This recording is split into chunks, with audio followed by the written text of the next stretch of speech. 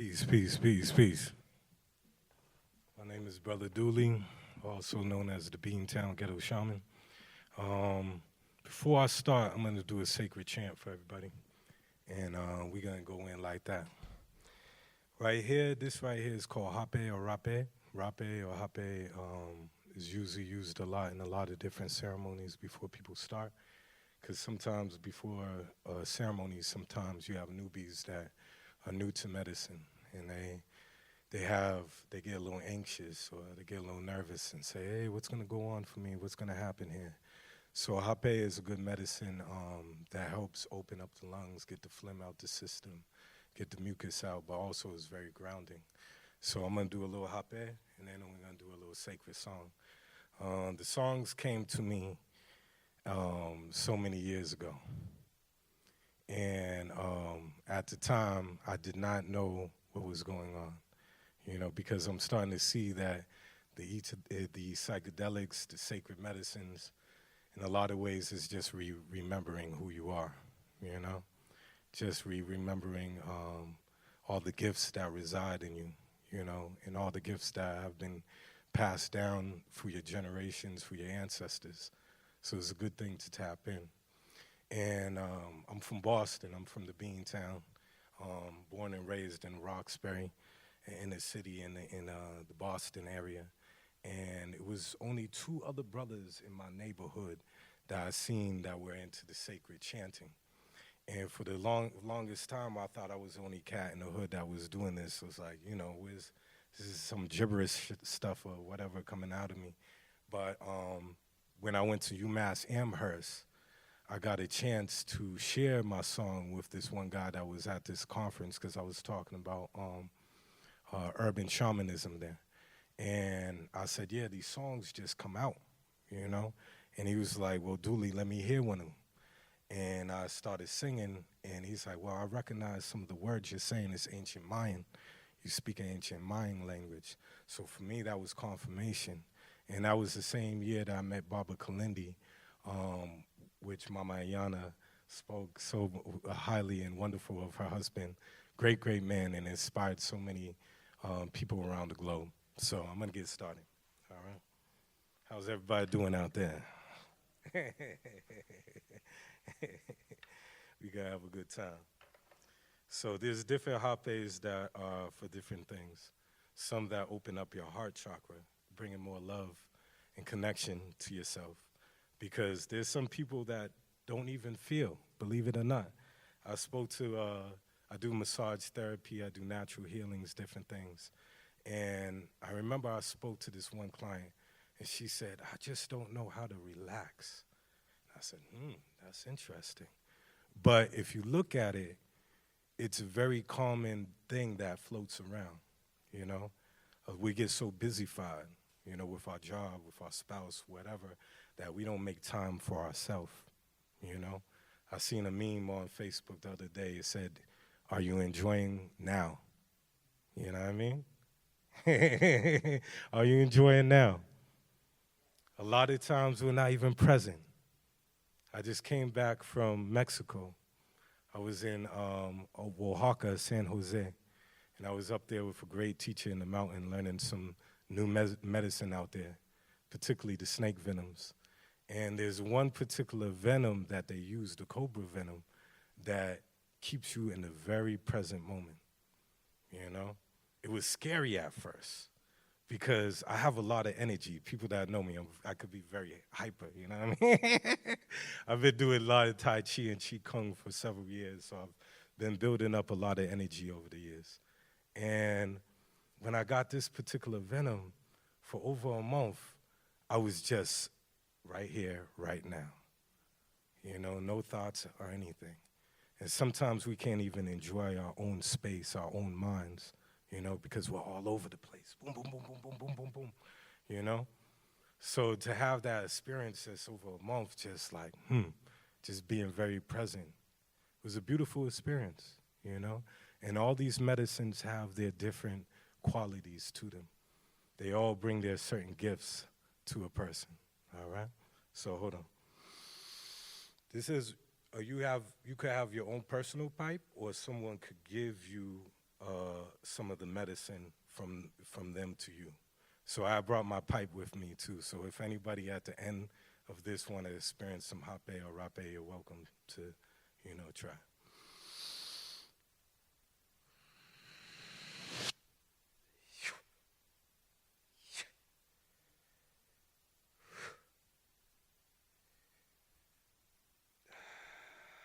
As you can see, your eyes start watering. You might have to break out a tissue or what have you, but it's good, very good for people who have respiratory issues. I was in Brooklyn at the 2020 Ascension Conference. No, it was like 2019. Yeah, thank you. And I remember there was a young sister there that had asthma, and she was wheezing, right? I remember her mother seen me giving the hape to different people there. And she came to me, she said, "Oh, do you think this could work for my daughter?" I was like, "Yeah, bring your daughter over here. Let's do this, And gave it right to her daughter. Her wheezing stopped right there, So there's a lot of great things, even in the wake of this whole COVID thing, too, because we see this as an attack on our respiratory system. So there's different medicines that will open up your lungs so you can actually breathe and deal with what's going on right around you, One of the venoms actually deal with opening up the lungs. When I was in Mexico, with such a high altitude that I couldn't breathe, I was walking up these big mountains and stuff, and I was like, man, I thought I was in shape. What's going on here? So I'm like huffing and puffing, and I took, excuse me, as you can see, it's getting everything out of me. I took the venom, the cobra, and the next day, my lungs were so open, I was able to climb that mountain like it was nothing, So it's a blessing that you have a lot of these different medicines that are still available to us in the jungles, in the forests, different places. We have to just research and look around and see what's readily available to you, Mama Nature, Great Spirit, she has so many gifts for you. So many gifts, And the thing is that we traded in our freedom for convenience, We'll go over to this man in a white coat and have him or her want to save our life. And like we said, we have, I have doctor friends and all kinds of things. So I'm not putting down that population as a time and its place for certain things. But your own self-maintenance is your own job,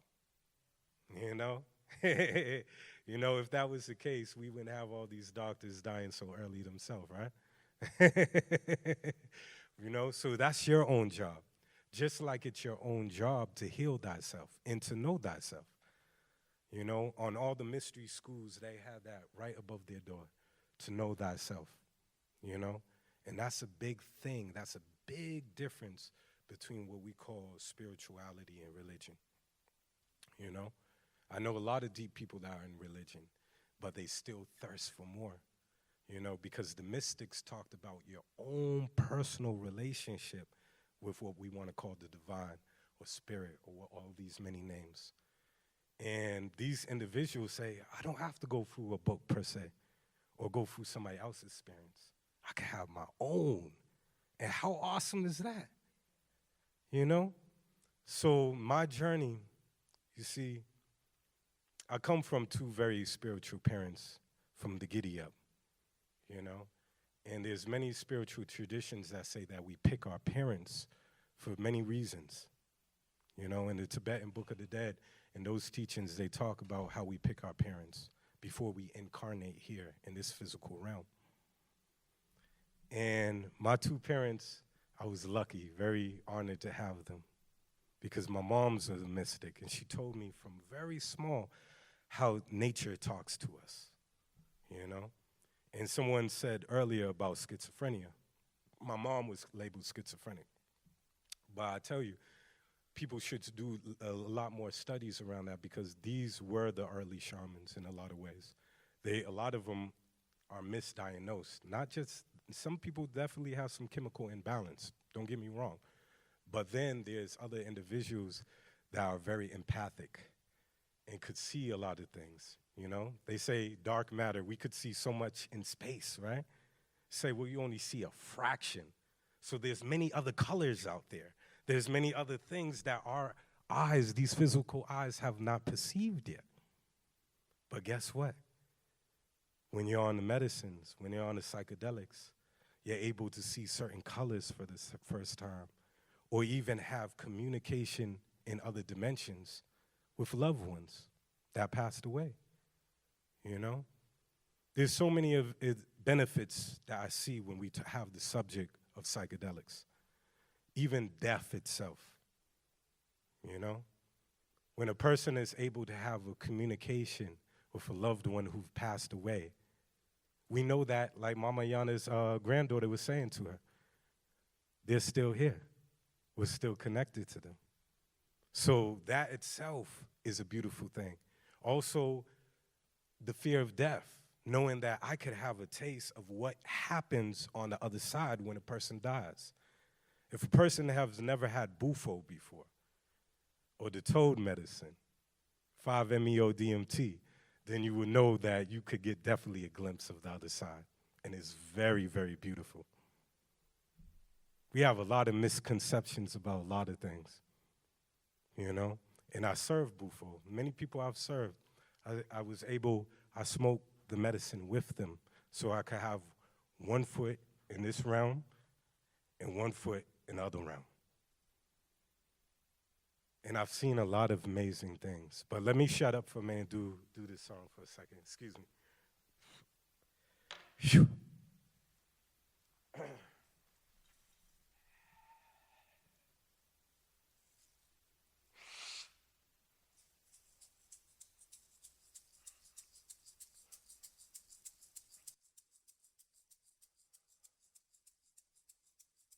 Anna hey oh my Anna, Anna hey oh my Naya, Anna hey oh na my Anna ho, Anna hey Anaya Hamma Anaya ho. Heno ea neo ea no ye hena ea na ya hena yo na ye hena ea na ea na ye yo no ye.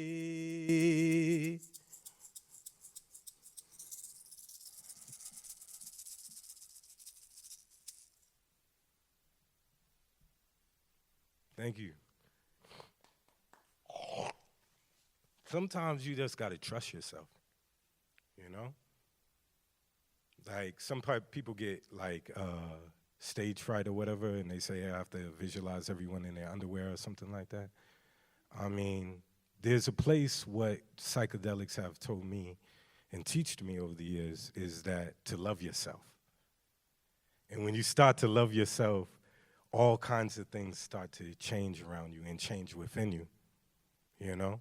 So I had to learn to even trust the songs. And that's big, even when you're working with someone in ceremony. Because at that moment, I just got to be open to receive, to let myself be a vessel for what that person needs at the time, you know? I'm learning a lot on this journey. The last major healing I did, I took some cancer out of this woman's stomach. I didn't know this was going to happen. I was working with San Pedro and the sacred mushrooms, and this particular woman has a connection to the West African tradition of Ifa. So I was playing some Ifa music, you know, and I started playing Yamaya, which is the goddess of water. And at certain points, Spirit came over me, and I was just sprinkling water over her and stuff, just going with whatever Spirit was telling me at the moment. And at one point, in these traditions, they say when the ancestors ride you. So the Spirit came into me, that particular deity, and I couldn't keep my foot on the floor, and I was doing these certain movements. But all I know is I felt certain things being pulled out this woman's stomach, you know? And it was a lot to that healing that day. But she's been good ever since, you know? And these things have been happening more and more and learning more and more. Like, for instance, I taught a class on Kambo. Kambo is sacred frog medicine. They consider it to be the vaccination of the jungle, you know? They used it for malaria, for snake bites, for different things in the jungle. But it's a detox medicine, you know? And I remember at the end of this class, there was this woman that had these big old bumps on her feet. And one was about this big, the other one was about this big. And she had these big lumps on her feet for about 8 years. The foot doctors, all of them couldn't do anything for her, you know? So I'm microdosing with the mushrooms. And microdosing is so beautiful, you know? There's a time and place to really go in deep with the journey. And then I think there's a lot of great things you could do when you're microdosing as well. Because you're still here, but you're still a lot of other things going on, all right?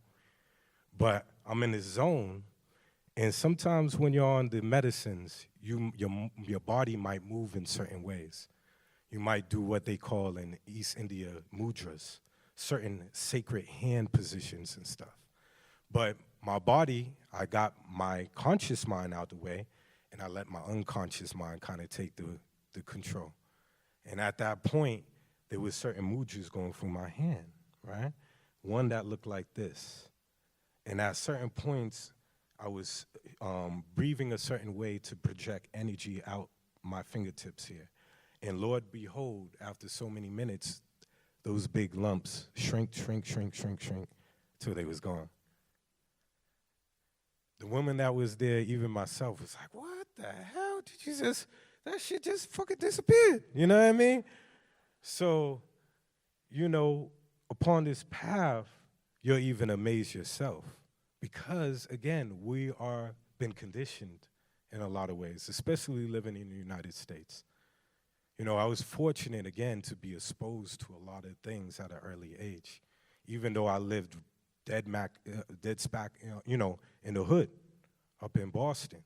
You know, I was dealing with the gang violence and the shootings and all that. I just came back from Mexico, and I just got a comic right up near the Prudential building.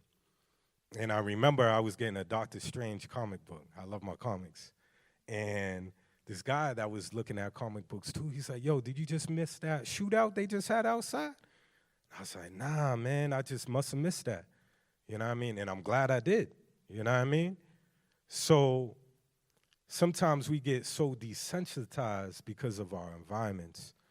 You know, and this, you know, in every environment, even the suburbs, everybody has their own particular type of demons they have to deal with.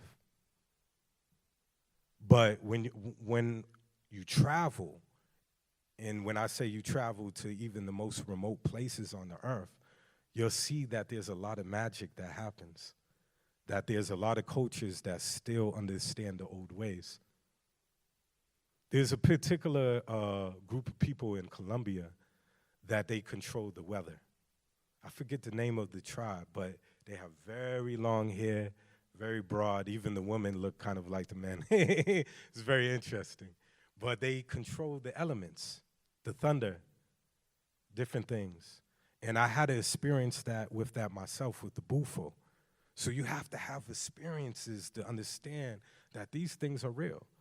These aren't just mythologies. These aren't just quackery or some type of new age type of things. We have to take time for ourselves, to examine ourselves, and to see what's inside of us. When Mama Ayana talked about super babies, I have a child who's a super baby. He's a mushroom baby. At 4 months, he was in his rocker, right? Next thing I know, he's on this bounty thing. I pick him up. He's holding the rocker thing with one hand for several seconds. I'm looking at my son like, what the hell? Super strong, you know?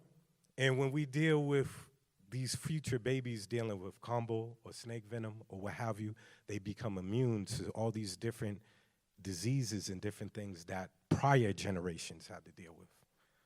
So we're dealing with a whole new type of beings here, you see? My father used to tell me about how the earth goes in cycles, you know? And we're just going to see, as earth changes come, we're going to see more and more ancient monuments come up from out of the seas in different places. And you're going to be amazed on the things that you see. Because we're just looking at this timeline, and we're thinking that we're at top technology here.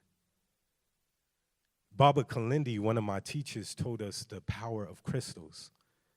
He told us about, he gave us these ancient technologies that he called the transdimensional crystals, you know, and the Ying Menzu crystals, and how to really use them when you're on a psychedelic journey.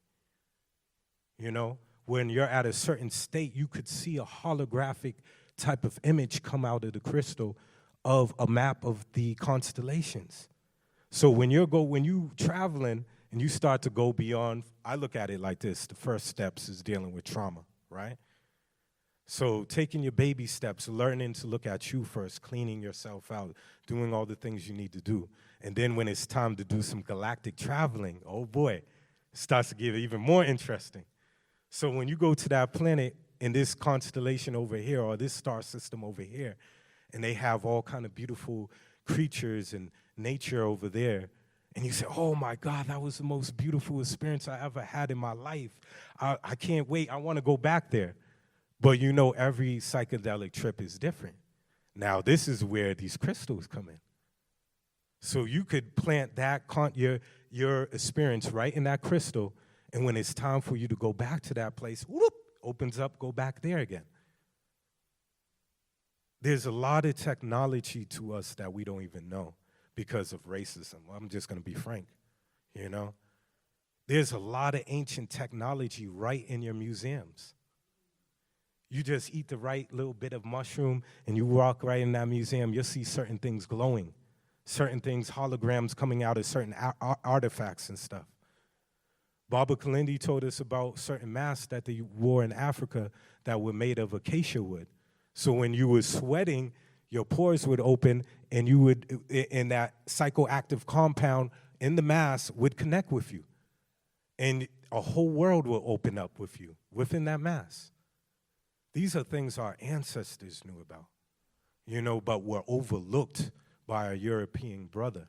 Because, and I don't blame my European brother and sister, they're more younger to this whole journey here, you know.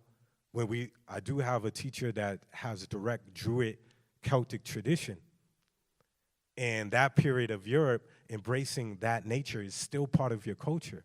But when we looked at the Roman Catholic Church and we looked at how organized religion brought in a real big level of mind control, a lot of these women were burned at the stake, witches, when they were spiritually gifted people. So there's always been shamans and medicine men and medicine women around the world. I don't care where you go. So we all have ancestors that hold that tradition. It's up to you to tap in and be able to get the information. They're waiting for you on the other side. I'm like, damn, finally, yes, you know what I mean? Let's send the information to this one. This is the awakened one in the family. He or she is the black sheep, right? So you're going to be the one to be able to heal that ancestral trauma. I'll never forget, there was a woman that I met, and she was dealing with iboga. And iboga is a very wonderful medicine as well. And the first time I heard about iboga was through Graham Hancock's book, Supernatural. And he talked about how that book is, how that particular medicine is a time travel medicine, all right? And that's why it's so wonderful for people who have addictions. People utilize iboga a lot for people who deal with drug addiction, you know? So you have people that are able to go back in that time and repair a lot of the choices that they made in regard to taking drugs. So this woman that I met, she had the iboga, and she was able to time travel back to the time of slavery, She's seen herself running through a sugarcane field trying to escape slavery. So when I look at people and I encounter people, like my father told me a long time ago, you have to deal with people like you had a very fragile vase or something, because we're all carrying something, even if it's through our ancestors. You know what I mean? And sometimes things can trigger people, and they don't even know why. And that's why, in my opinion, why these medicines are so important, because they will tap into certain things that are going on with you that you don't even know. You know? For instance, I never knew that I was molested as a young boy. Never had no clue. But it was one time where I had a mushroom trip, and it was brought back to me at the nursery where this man was touching me. And not only me, but all the other children there. So I had to talk to my father. It's like, yo, did anything happen to me, yo? Like when I was younger or something? Like, and he told me about this man that got fired at that nursery. So when I'm talking about things that we sweep under the rug because it's painful, and that's just naturally how we're built, it's beautiful that we could have something that's so traumatic that we could put that in a place where it won't affect us like that, but it's still there, you see? So when you do this work, it brings all that stuff up to the surface so you could let it go. Because there's an old saying in ancient Egypt or Kemet, they have the goddess called the goddess Ma'at, and she deals with truth, justice, and righteousness. And through the mythos is that when you die, you go to the underworld and you encounter her, and she has the scale here, the heart and the feather. She says that your heart has to be lighter than the feather.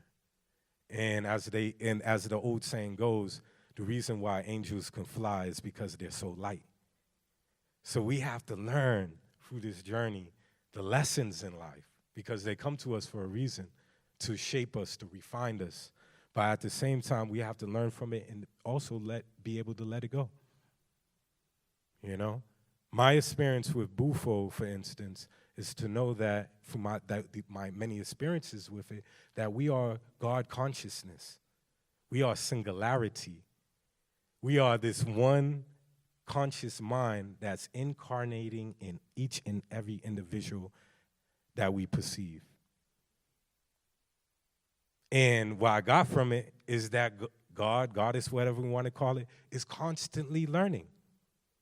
And it learns through you, which is so deep. So it's a blessing here. This is a blessing of what we call life, to have this breath, to take this breath today, to have more gratitude and say, yes, thank you that I have some money in my little pocket or something to eat today. Because a lot of people take those things for granted. And I agree with the brother earlier, you know, this is our freedom. You know, we know the pharmaceutical industry is dealing with greed.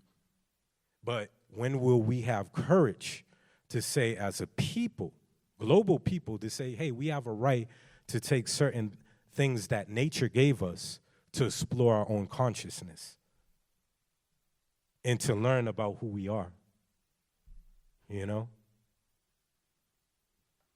I don't know. I got other things, but I guess that's cool, you know? Yeah. Peace. Yeah.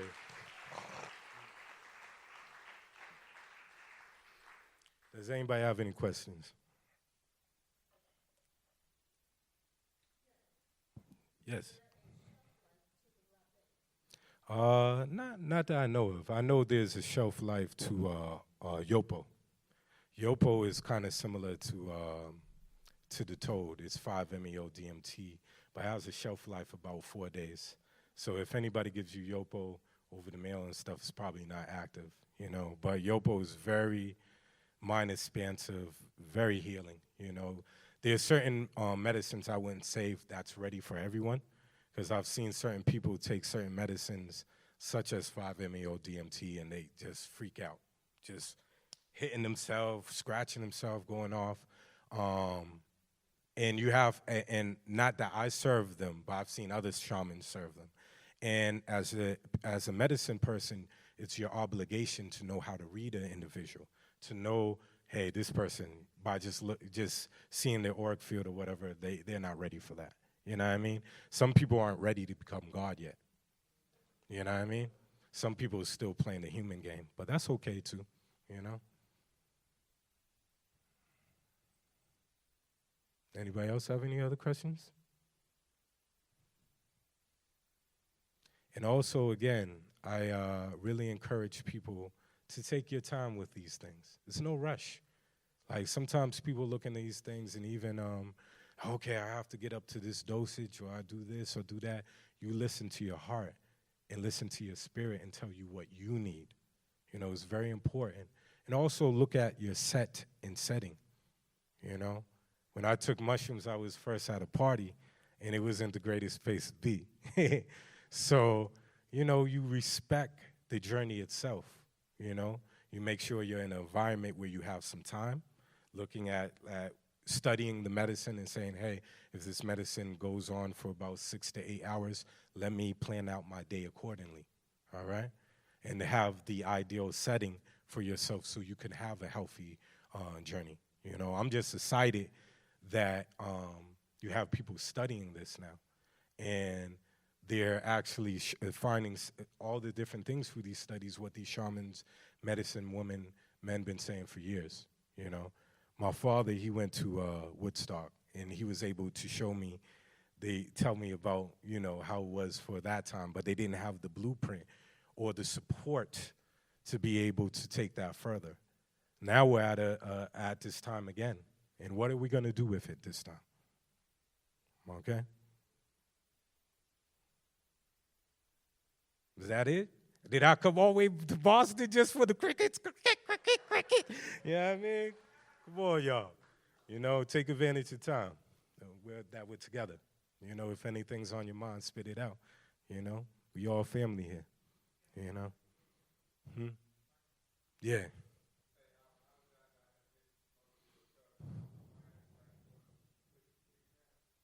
I ain't hear what you said, bro.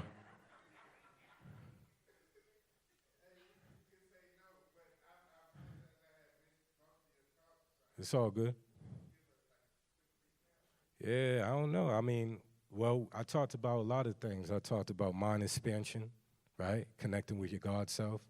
Talked about healing, you know, different things. I talked about different medicines that occurred through going to Mexico, Costa Rica, different places, and trusting in your own journey, knowing that these things are within you. You know what I mean? I remember one time I was with this Babalao up in Manhattan, and that was my first Iboga experience over there. And he had a swelled leg. His ankles were swelled up. So I told him, I was like, yo, you know, you want me to do a healing on you? You know what I mean? So at that time, I started doing some energy healing on his leg, and my hand started shaking uncontrollably. But at that moment, it looked like a hologram that came out my forearm. Looked like it went and scanned over his leg, and then it started doing this crisscross thing that I was seeing energetically. It looked like it was just repairing the cells right in his body, the muscle tissue and all that. Next, about 3-4 minutes, his leg was back to normal, you know? So I've been learning a lot about healing, doing healings with people with the medicines. They unlock certain things, again, that's inside you. And you'll just know, you know, trust the process. So you'll just know certain things. Like there was moments where if the negative energy would be on a person, I would throw it back into Mother Earth or Father Sky. But then there would be other times that I learned how to transmute energy within myself, which is an old form of alchemy, you know? Yes.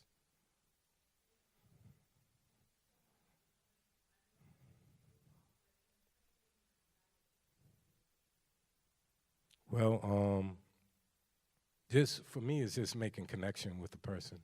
And, you know, you just coming to see me to get treatments first. And if it's meant for me to see something in that person, and then I was like, okay, that person already, I'm seeing certain signs, certain things. Yeah, I could, you know, there's certain things I could teach openly to anything, and then there's other things that are kind of secret traditions that I have to feel a person out. Yeah. I ain't got my glasses on. Okay. Yeah.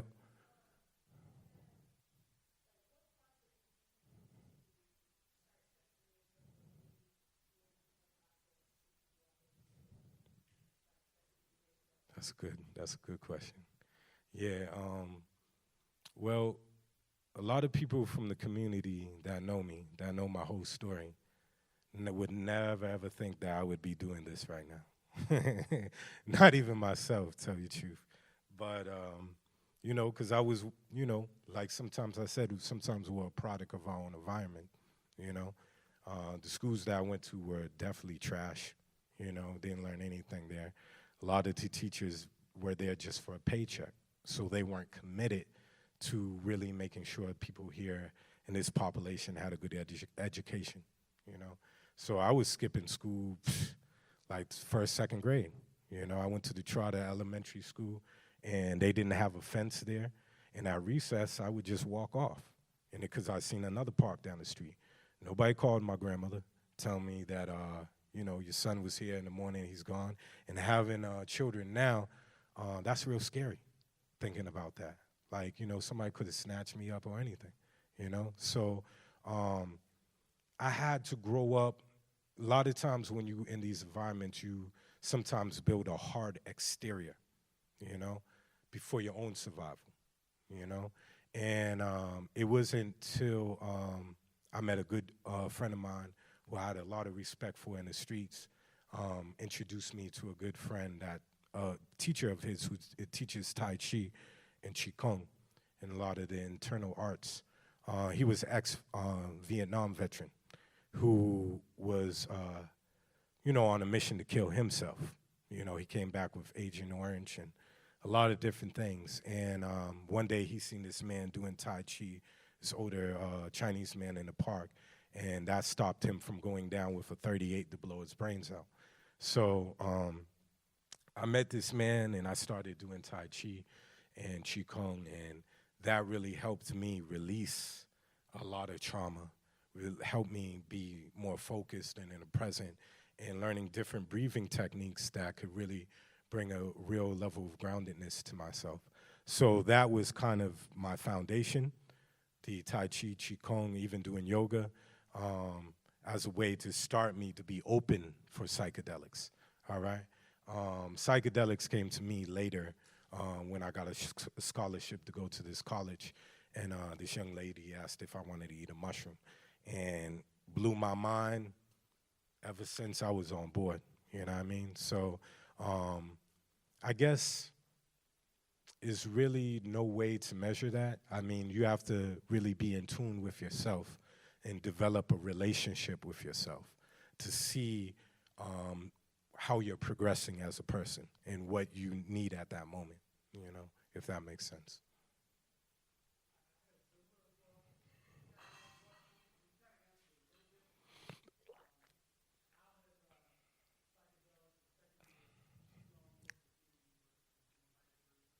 Okay. Yeah, there's certain medicines, like if you're microdosing, for instance, um, before you do a workout, there's even athletes that are seeing the benefits of that right now, that are taking their athleticism to the next level, you know. Um, I have to tell you a quick story. I know this woman from Boston, and she lived in the projects, and wasn't into any of these things that we're talking about. And she was running in this park called Franklin Park, and she caught what we call sometimes a runner's high, right? And she was in that zone, and next thing you know, she started to levitate off the ground for a couple of seconds. It was like so high, right? It blew her mind. It literally blew her mind, and she was looking around. She was scared. She didn't know what was going on. And I remember she told me she went back to tell her mother what happened, all right? And her mother's reaction was classic. Her mother was like, girl, don't you know I did that in my early 20s too? You know what I mean? It runs in our blood, you know what I mean? This is, you know what I mean? So one of her sisters did it, but I know it sounds fantastic. I know it could sound like something straight out of a Marvel comic book. But as people start to understand certain cycles of time, for instance, you'll know that there's certain cycles of time where humans were not only advanced technologically, but very much spiritually as well. I had a friend of mine in college that he was from India. He told me all about the Vimatas, the flying machines that they talk about in the ancient Vedic texts, in the Bhagavad Gita, Mahabharata, and different things, And I remember talking to him about it. His name is Hari. And I was like, what? What are you talking about? Y'all have flying machines? He's like, yeah, we was much more technically advanced back then. And again, we have to think of things as cycles. So I have a great friend of mine, speaking of levitation, a friend of mine, my mind's going in a certain way.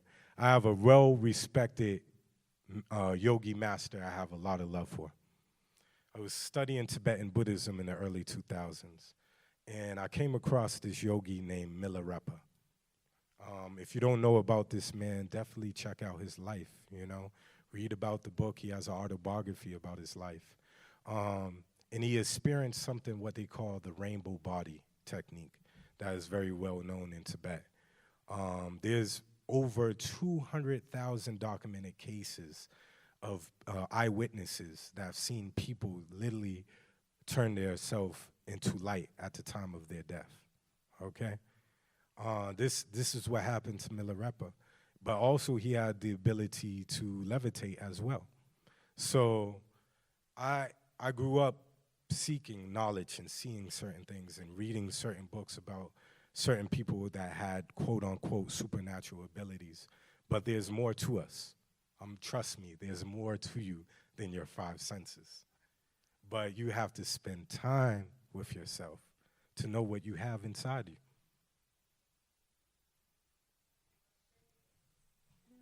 Thank you. Any other questions?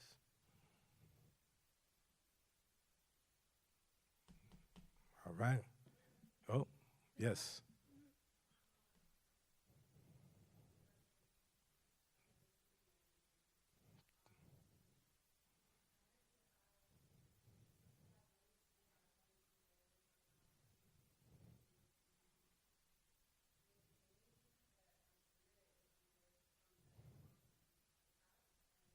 Yeah. Right.